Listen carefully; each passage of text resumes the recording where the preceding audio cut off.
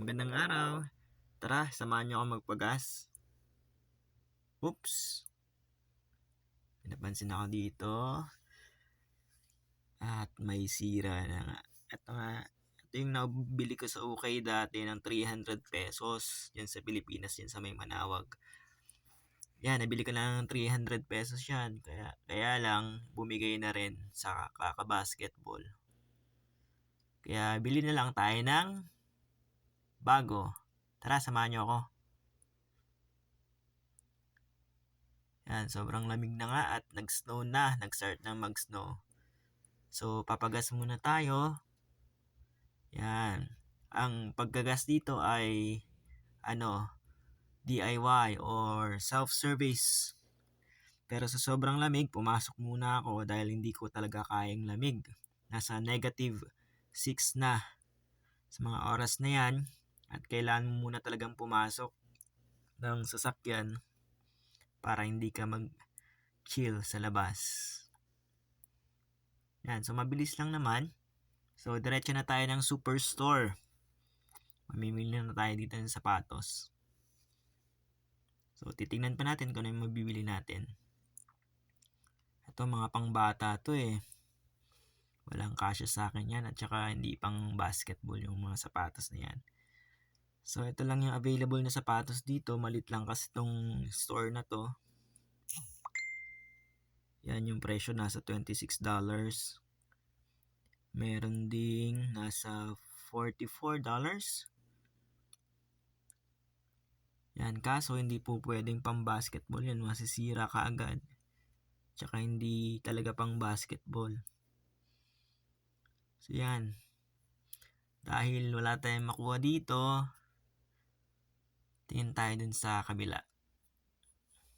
Oops, teka lang, may dadaanan ako dito. Baka pwede pang maremedyohan yung aking sapatos na worth 300 pesos.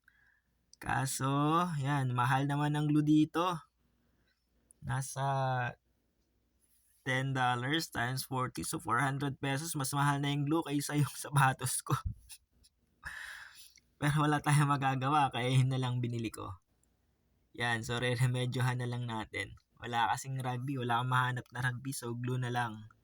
Hindi ko alam, hindi ko pa tested tong glue na ito. So, try natin kung madidikit ba tong sapatos ko. Kung pwede ko pang maremedyohan.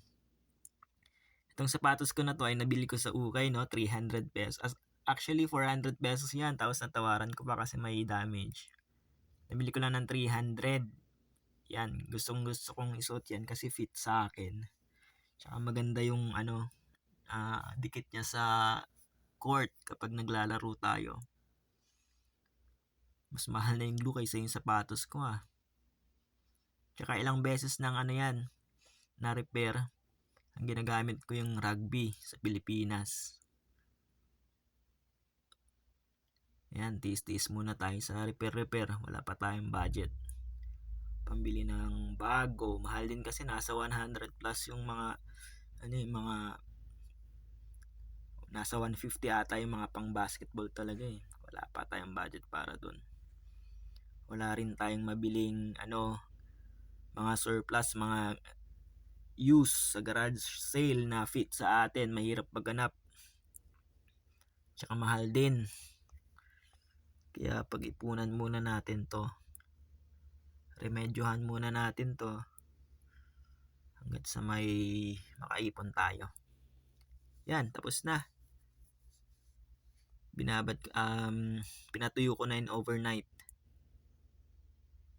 So, pwede na ulit. Pwede na. At pag nasira, meron pa akong extra glue. Gluhan ulit natin. Yan, so testing muna yan. Testing.